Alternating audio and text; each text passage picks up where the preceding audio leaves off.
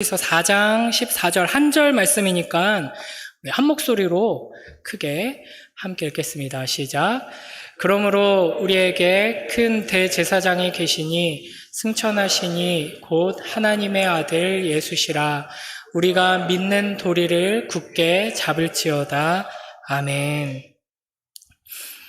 보통 우리가 이제 기독교 신앙의 핵심 요소를 세 가지로 이야기할 때 뭘 이야기하죠?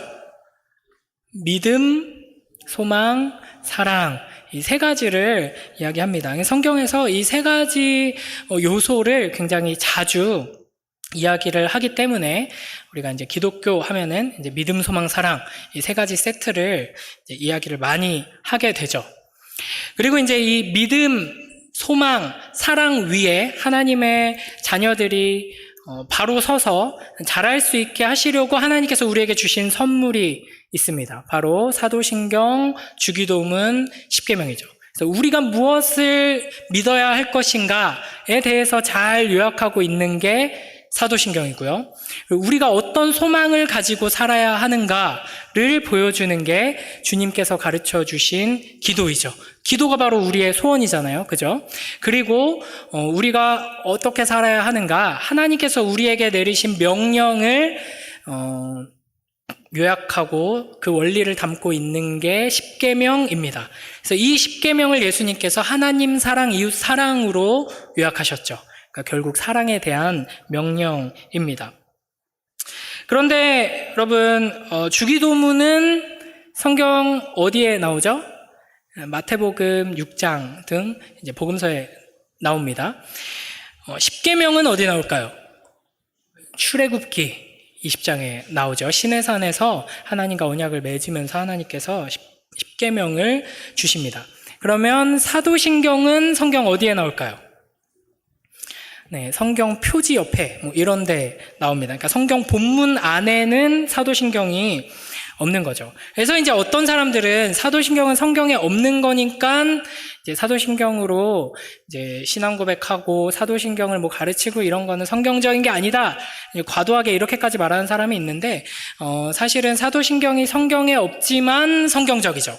성경에 명시적으로 나와 있지 않다고 해서 무조건 성경에 어긋나는 건 아닙니다. 예를 들면 삼위일체라는 용어도 성경에는 없거든요. 그러나 성경에 명확하게 성부, 성자, 성령 삼위 하나님에 대해 계시되어 있기 때문에 우리가 이해하기 쉽게 하려고 하나님에 대해서 삼위일체라는 용어로 설명을 하는데 그게 바로 성경적인 하나님에 대한 이해죠. 마찬가지로 사도신경이 성경의 본문 안에 나와 있지는 않지만 성경적인 우리의 믿음의 요약이라고 할 수 있습니다.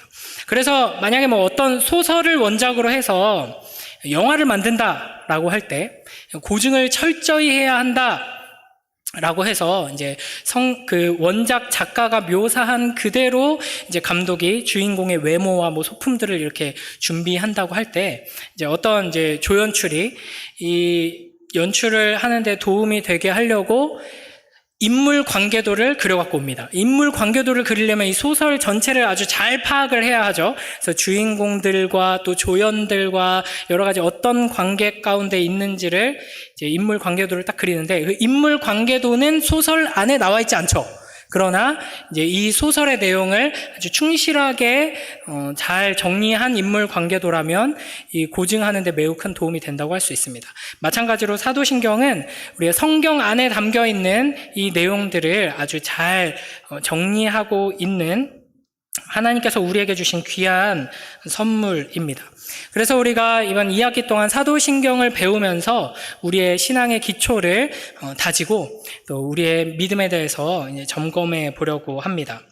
먼저 기본적으로 사도신경이 무엇인가를 알아야 하겠죠. 이제 사도신경, 여기서 이제 신경이라는 말은 이제 나는 믿는다라는 뜻의 라틴어 크레도에서 나온 말입니다. 쉽게 말하면 신앙 고백이라고 할 수 있습니다.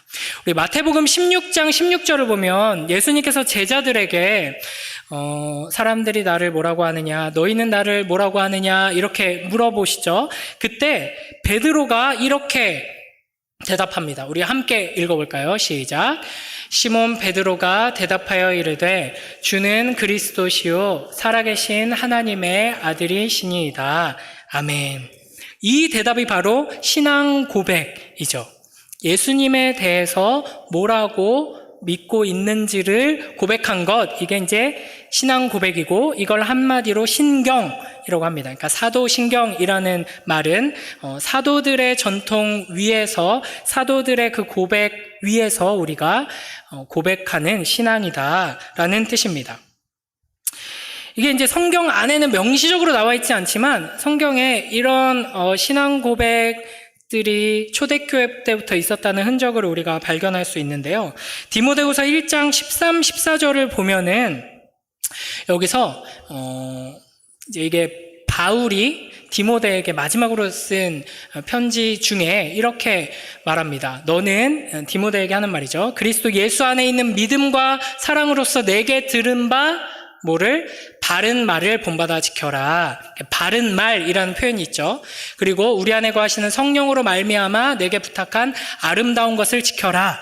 그러니까 바른 말을 본받아서 지키고 이 아름다운 것을 지켜라, 이렇게 표현을 하고 있습니다. 여기서 말하는 바른 말이 바로 이제 건전한 가르침, 건전한 교리라고 이제 해석할 수도 있고요. 아름다운 것, 이거는 보물과 같이 귀한 것이라는 뜻입니다. 그러니까 우리가 예수님에 대해서 무엇을 믿는가, 예수님은 어떤 분이시고 우리를 위해 무엇을 하셨고 하나님은 어떤 분이시고 하나님 앞에서 우리가 어떤 존재이고, 이런 신앙의 고백의 내용들을 사도들이 가르쳤죠. 내가 너희에게 가르쳤던 그 건전한 가르침, 바른 가르침, 그 아름다운 것, 하나님께서 우리에게 주신 보물 같은 것을 잘 지켜라 라고 이야기하고 있는 겁니다. 디모데전서 4장 6절에서는 이 동일한 것을 믿음의 말씀, 좋은 교훈이라고 표현을 하고 있습니다.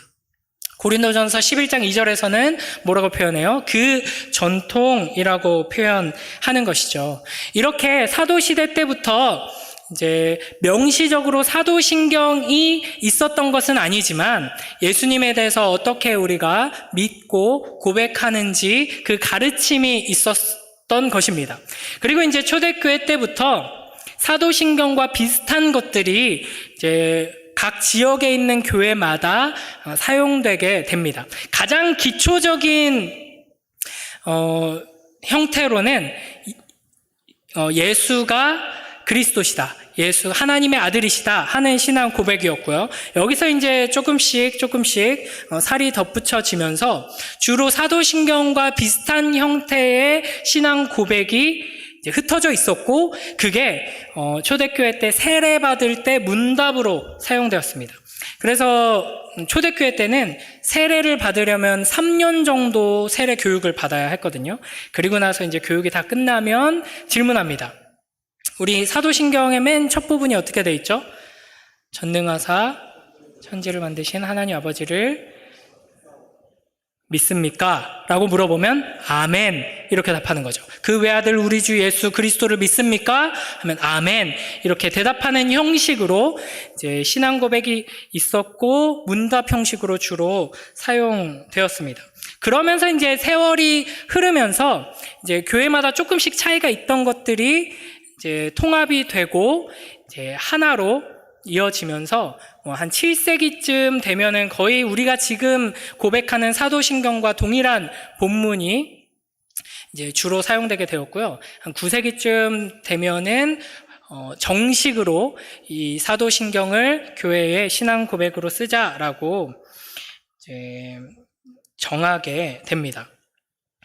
이 초대교회 때뿐 아니라 이제 역사 속의 모든 기독교 교회는 이 사도신경을 고백하면서 그 고백 위에, 이 믿음 위에 자라왔습니다. 그래서 우리의 직속 선배라고 할 수 있는 종교개혁자 존 칼빈 목사님은 뭐라고 말씀하셨냐면, 사도신경은 그리스도인들이 교회 안에서 항상 고백했던 것이며 또한 이것은 순수한 사도적 가르침으로부터 나온 참된 신앙의 요약입니다 라고 이야기했습니다. 또 이제 종교개혁자 마틴 루터는 사도신경은 성경 전체의 요약이며 정수다 라고 이야기를 합니다. 그리고 이제 아까 말했듯이 믿음, 소망, 사랑 위에 건강한 신앙으로 굳게 서기 위해서 필요한 게 십계명, 사도신경, 주기도문이었잖아요. 그래서 부모들에게 자녀들에게 이 십계명, 사도신경, 주기도문을 암송하게 하고 그 내용에 대해서 하나하나 공들여서 가르쳐야 된다라고 강조하면서 심지어는 이 십계명, 사도신경, 주기도문을 제대로 암송하지 못하고 그 의미에 대해서 제대로 배우지 않는 자녀들은 밥 먹이지 마라 라고 이야기를 할 정도로 중요하게 여겼습니다. 자, 이렇게 이제 사도신경이 초대교회 때부터 우리의 신앙 고백으로 자리 잡아서 쭉 역사 속에서 이어져 왔었는데, 주로 이 초대교회 당시의 사도신경은 크게 이제 4가지의 역할을 했습니다. 첫째로 기독교의 진리를 대표하고 설명하는 강령. 그러니까 너네는 도대체 뭘 믿는 사람들이냐라고 물어봤을 때 가장 간략하게 또 제대로 답할 수 있는 게 바로 이 사도신경이었던 거죠. 그리고 그렇기 때문에 이제 처음 이 신앙을 접하는 이들을 가르치는 데 아주 유용했고요. 그렇기 때문에 세례 문답에서 이 사도신경을 중심으로 묻고 신앙을 고백했던 거죠. 그리고 우리도 예배를 시작하면서 사도신경으로 예배를 시작하죠. 신앙 고백으로. 초대교회 때도 마찬가지였습니다. 특히 이제 4부 같은 경우는 처음 시작 부분에서 사도신경으로 신앙을 고백하기 때문에 이제 신앙생활한 지 꽤 오래됐는데 나는 사도신경이 좀 익숙하지 않아요 하는 사람들은 예배에 계속 지각하는 사람이라는 뜻이겠죠. 자, 그 다음에 이제 3번째 역할이 이단과 구별하고 이제 거짓된 가르침에서 복음을 변호하는 역할을 했습니다. 그런데 이 사도신경이 굉장히 간략하잖아요. 신앙의 모든 내용을 다 담고 있지는 않습니다. 그래서 어떤 신학자는 모든 신자는 이 사도신경보다 더 많은 것을 믿고 있다라고 말합니다. 그러니까 이 사도신경은 최소한의 고백이고 최대한의 요약이거든요. 그렇기 때문에 모든 이단적인 가르침에 대해서 대항할 수는 없습니다. 그래서 이제 역사 속에서 이 사도신경 이외에 또 다른 신앙 고백들, 신조들이 등장하게 됩니다. 표를 하나 보여주시면 여기도 모든 것이 다 나와 있진 않지만 우리가 좀 알아두면 좋은 주요한 신앙 고백서들이 여기 이제 연표 안에 들어있거든요. 가장 처음에 이제 니케아 신경이라는 게 사도신경 같은 경우는 초대교회 때부터 자연스럽게 형성되어서 사용되던 걸 우리 이걸 공식적으로 사용하자라고 한 거라면, 니케아 신경은 이단들이 자꾸 엉뚱한 소리를 하니까 교회의 지도자들을 다 한 자리에 모으게 됩니다. 그래서 451년에 이제 칼케돈 공의회라는 곳에서 니케아 신조라고 불리는 신조를 이제 공식적으로 채택하게 되는데, 이때 이제 만들어진 이유가 뭐냐면 예수님에 대해서 이단들이 교묘하게 예수님이 하나님이시다라는 것에 대해서 자꾸 태클을 거는 겁니다. 그래서 예수님이 하나님의 아들을 맞는데 그 아들이라는 의미가 동일하게 우리의 모든 영광과 찬양을 받으실 하나님, 성부 하나님, 성자 하나님, 성령 하나님이 동등한 하나님이 아니라 성자 하나님보다는 약간 못하신 분, 물론 신적인 분이지만 하나님까지는 아니고 하나님과 거의 비슷한 분, 이런 식으로 이제 예수님에 대한 잘못된 가르침을 하다 보니까 명확하게 하나님이시다, 예수 그리스도는 하나님이시다라는 신앙 고백을 이제 가르치고 수호하기 위해서 만들어진 신조입니다. 재미가 없죠? 자, 우리의 역사입니다. 자, 그래서 이런 식으로 이단들이 자꾸만 잘못된 가르침을 퍼뜨리고 오해를 하고 사람들이 바른 복음에서 사도신경의 이 틀 안에서 넘어지고 하니까 이제 여러 가지 신조들이 계속 등장하게 됩니다.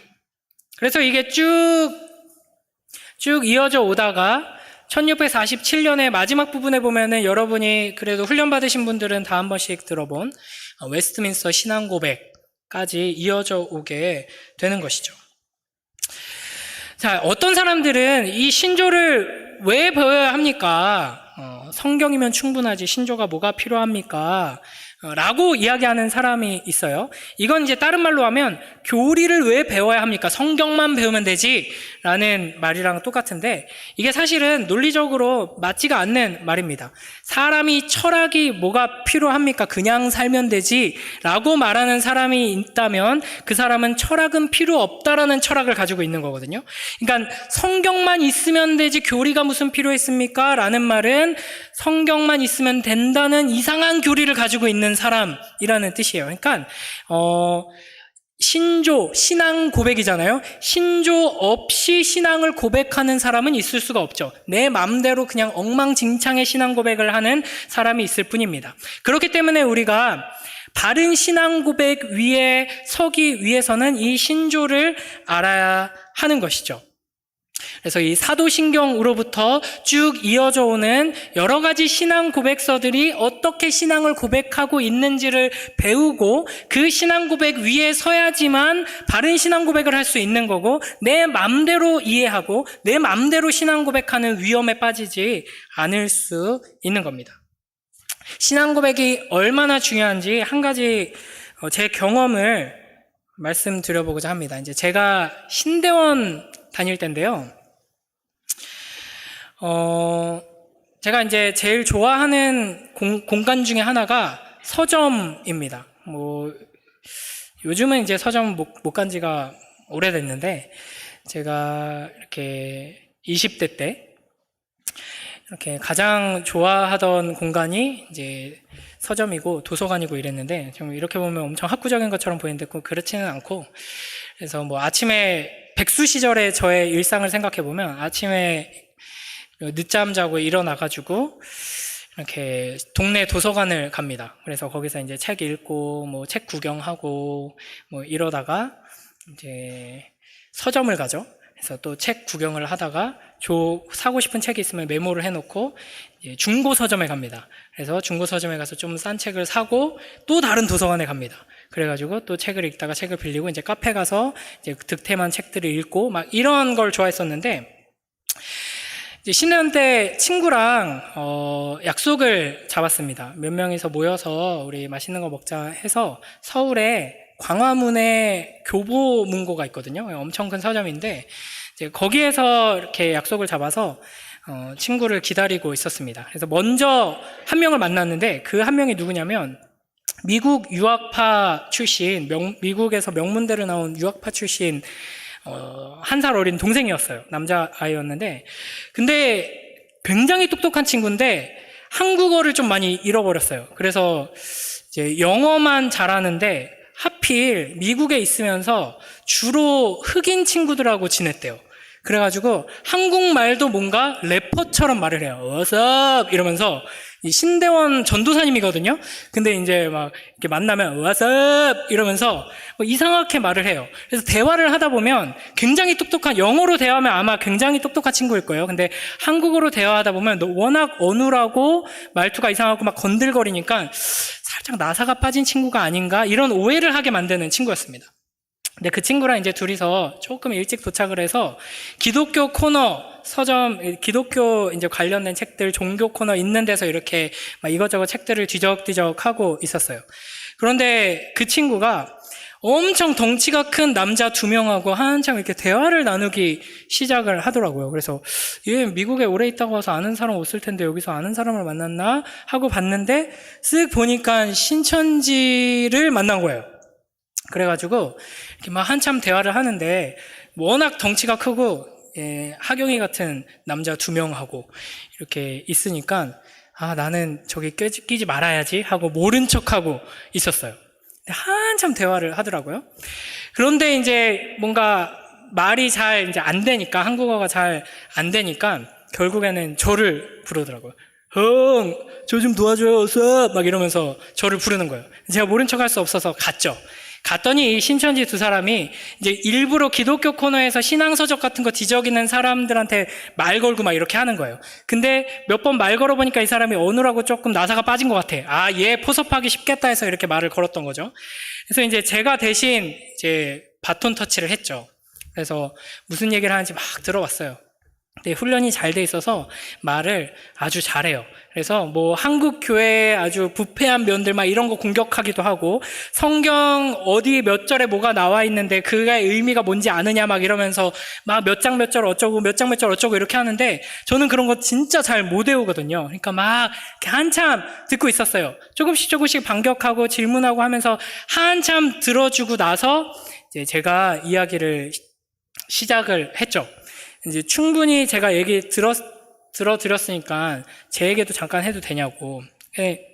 그러면서 이제 제가 했던 이야기가 뭐냐면, 지금 뭐 성경에 대해서 여러 가지 뭐 이 구절이 이런 의미고 저 구절이 이런 의미고 이런 걸 새롭게 막 알려주시는데, 저 정말 처음 듣는 성경 해석이고 정말 놀랍다. 어떻게 성경을 그렇게 해석할 수 있는지. 그런데 그 성경 해석은 누가 가르쳐 준 겁니까? 이렇게 제가 물어봤어요. 그러니까 뭐 이게 이제 뭐 대놓고 그 이모 씨 그 교주 이름은 얘기 안 나오더라고요.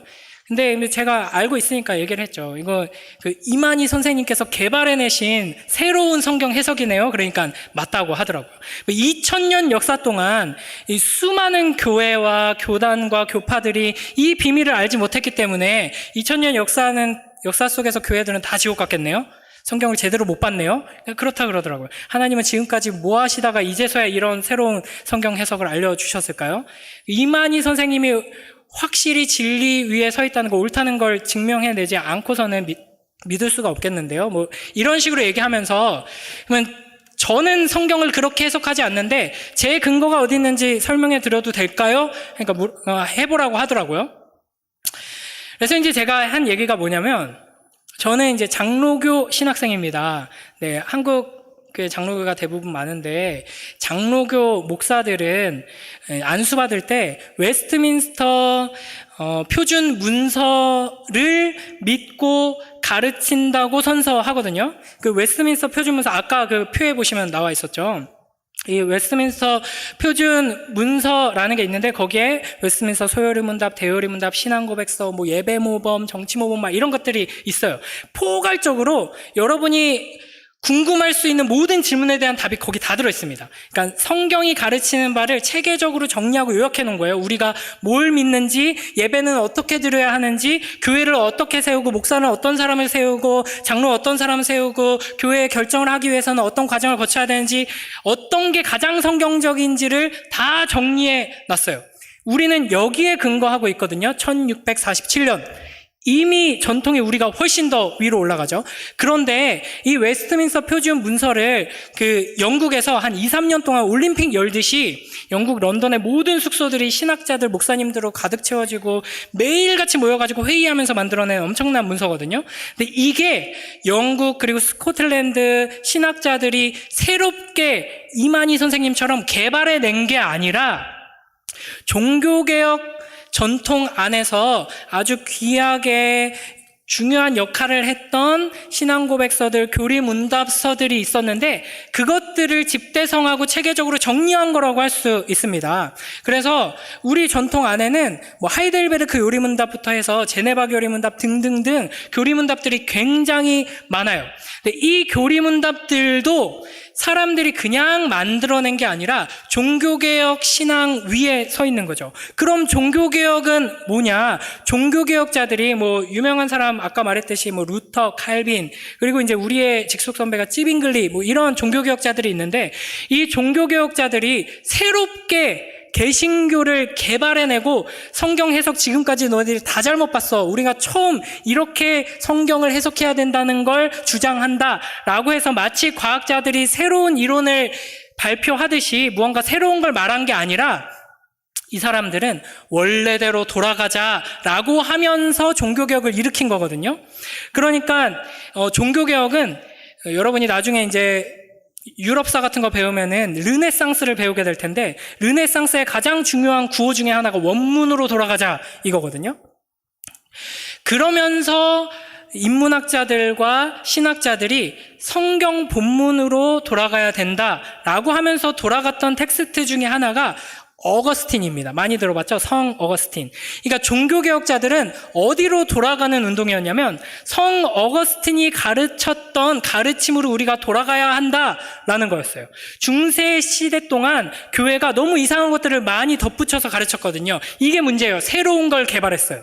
원래 우리가 가르치던 거, 원래 교회가 가르치던 게 아니라 이제 그런 거 많이 배웠죠. 면벌부, 면죄부라든지 막 이런 이상한 것들을 마리아에게 기도하면은 마리아가 기도를 잘 들어준다. 그러니까 하나님께 직접 기도드리기에는 우리가 너무 죄인이야. 그래서 그 아들 예수님께 기도하자 했는데 예수님도 하나님이시니까 너무 우리가 기도드리기 민망해. 그래서 마리아께 기도하면은 마리아가 그 아들 예수께 또 전달해 줄 거다. 마리아께 기도하고 막 이런 새로운 것들을 막 개발해냈어요. 그러다 보니까 점점 이상해졌죠. 그래서 종교개혁자들이 왜 이렇게 이상한 걸 많이 덧붙이고 왜 이렇게 원래 우리의 신앙 고백에서 멀어졌지? 다시 돌아가자. 어디로? 성 어거스틴이 가르쳤던 그 성경적인 가르침으로 돌아가자라고 했어요. 그러니까 자, 지금 계속 거슬러 올라가고 있죠. 그러면 성 어거스틴이 어떤 사람이냐? 제가 중고등부 친구들은 아마 제가 제일 자주 이야기하는 사람 중에 하나인데 어마어마한 천재 중에 한 사람입니다. 그래서 혹자들은 바울이 기독교를 개발했다 이렇게 표현하는 사람도 있는데 또 성 어거스틴이 기독교라는 종교를 만들었다라고 하는 사람도 있어요. 그런데 사실 성 어거스틴이 한 작업은 뭐냐면 새롭게 기독교란 이런 거야, 하나님이랑 이런 분이야, 예수님은 이런 분이야를 개발해낸 게 아니라 교부들의 가르침을 정리하고 체계화한 거예요. 그러면 교부들이 누군지가 중요하겠죠. 교부들이 누구냐면 사도들의 제자들입니다. 그러면 어거스틴은 누구의 가르침을 정리한 거예요? 사도들의 가르침, 초대교회가 가르치던 내용들, 우리 성경으로 남아있는 복음서나 서신서들 외에도 2세기, 3세기, 4세기의 수많은 설교들과 편지들이 있어요. 그런 것들을 다 체계적으로 정리한 사람인 거예요. 그러면은 이 가르침은 결국에는 초대교회가 예수님께 받아서 가르치던 성경적인 내용들을 정리한 거죠. 이 얘기를 한 거예요. 교보문고 한복판에서. 키가 180 넘는 우락부락한 남자 두 사람한테.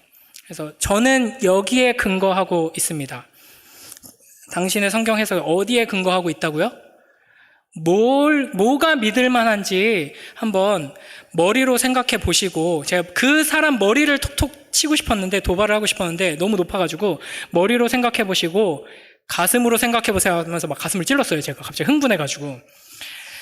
그러면서 이제 몇 가지 얘기를 이제 더 하려고 했는데, 사람이, 저희가 그런데 시간이 너무 이제 많이 지나가지고 이제 가봐야 될 것 같습니다. 좀만 얘기를 더 하시죠. 제가 흥분해가지고 막 이렇게 붙잡았는데, 정신을 차리고 나니까 그 교보문고 종교 코너에 무슨 링이 만들어져 있더라고요. 사람들이 삥 둘러싸고 있었어요. 제가 흥분해서 이 얘기를 하는 동안 뭐야 싸움 났어 하면서 왔는데, 주로 종교 코너, 기독교 코너니까 크리스천들이 많았을 거 아니에요? 그러면서 이제 재밌는 싸움이다, 신앙 싸움 막 이러면서 이제 사람들이 보고 있었던 거죠. 그래서 이제 그 신천지 두 사람이 이제 도망가고, 이제 제가 흥분을 가라앉히면서 그 이제 동생은 형 너무 멋져웠어 막 이러면서 이제 저를 치켜 세워주고, 그러면서 이제 그 구경하던 사람들이 저한테 막 물어보더라고요. 어디서 나오셨어요? 막 이러면서, 전 그냥 장로교 신학생입니다. 이건 원래 신학교 가면 다 배우는 거예요. 막 이러면서 이제 잘난 척을 했었죠.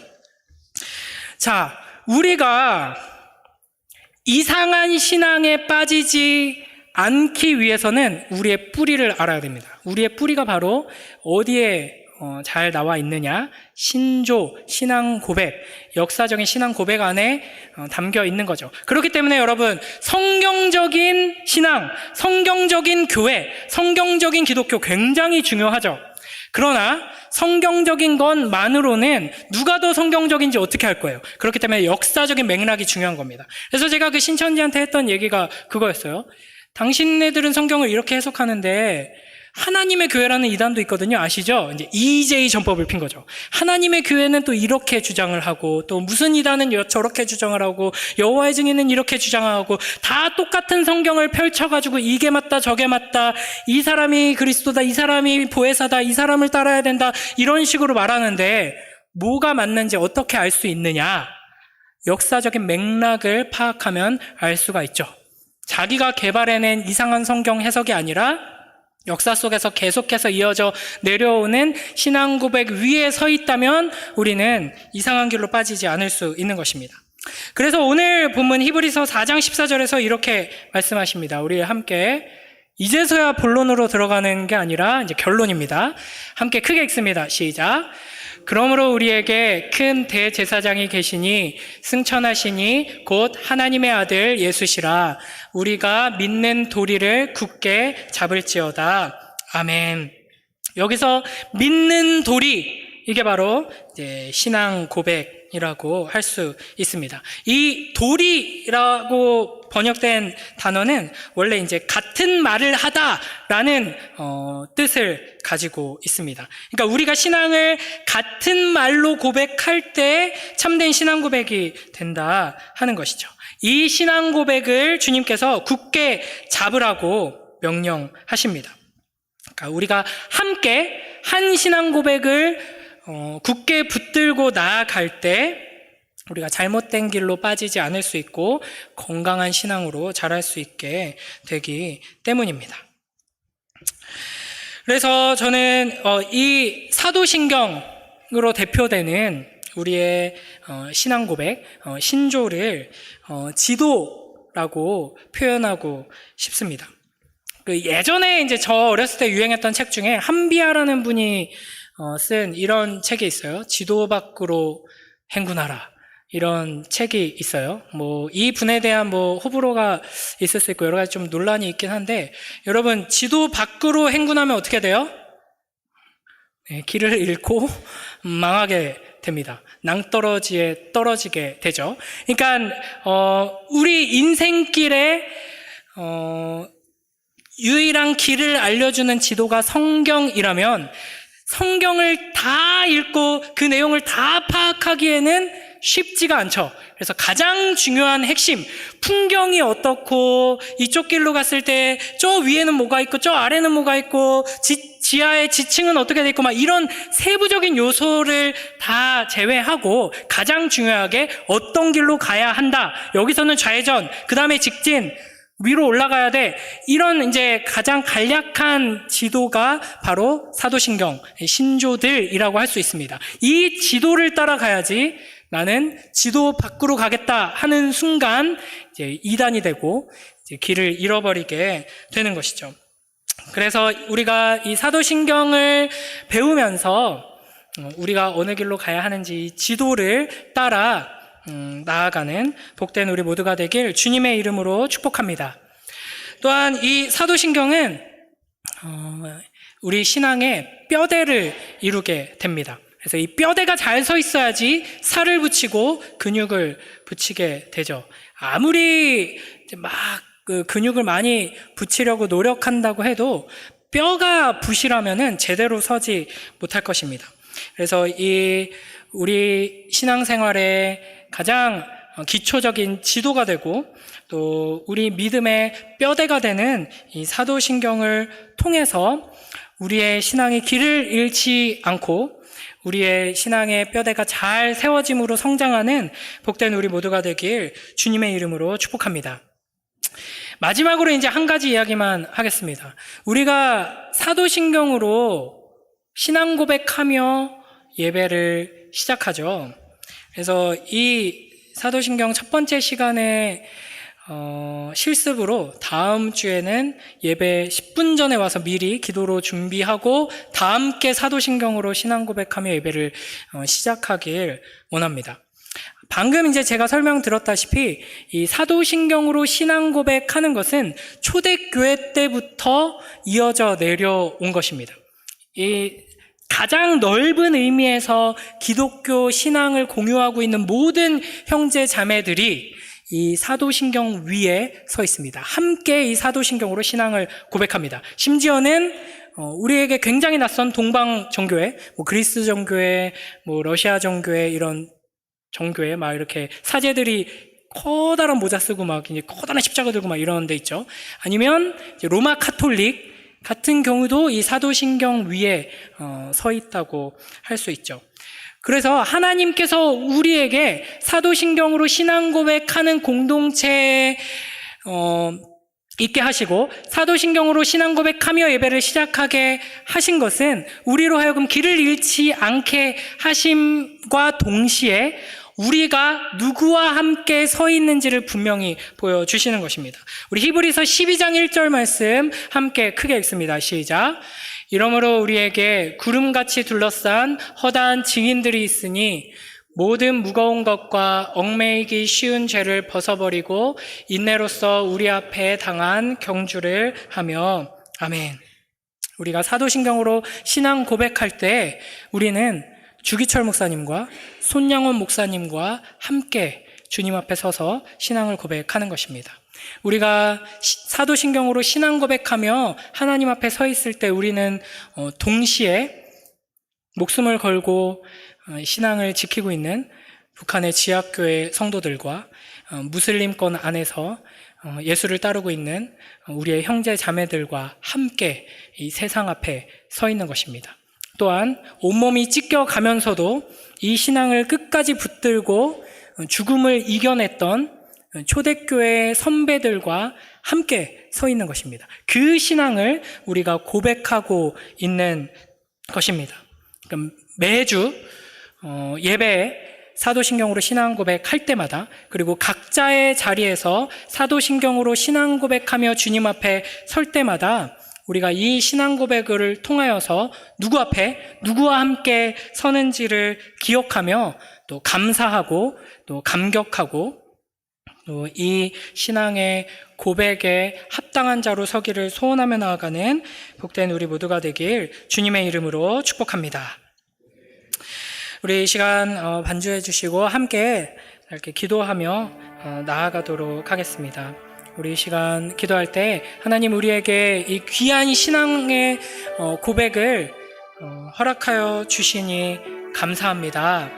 우리가 이 사도신경을 소중히 여기며 주께서 제자들에게 또 베드로에게 질문하셨듯이 우리에게 너는 나를 무엇이라 하느냐, 너는 이 세상을 살아가며 무엇을 믿고 살아가느냐라고 물어보실 때 초대교회 선배들로부터 지금까지 또 이 시간에도 모든 열방 가운데 모든 주님의 백성들이 고백하는 이 신앙으로 내가 담대히 주님 앞에 고백하며 서게 하여 주시옵소서. 매 예배 때마다 매일매일의 삶 속에서 이 신앙을 고백하며 주님 앞에 서는 주님의 자녀 될 수 있도록 축복하여 주시옵소서. 우리의 뿌리가 어디에 있는지 분명히 알고 우리가 자부심을 가지고 영광스럽게 이 길을 걸어갈 수 있게 축복하여 주시옵소서. 이 시간 함께 기도하며 나아가도록 하겠습니다.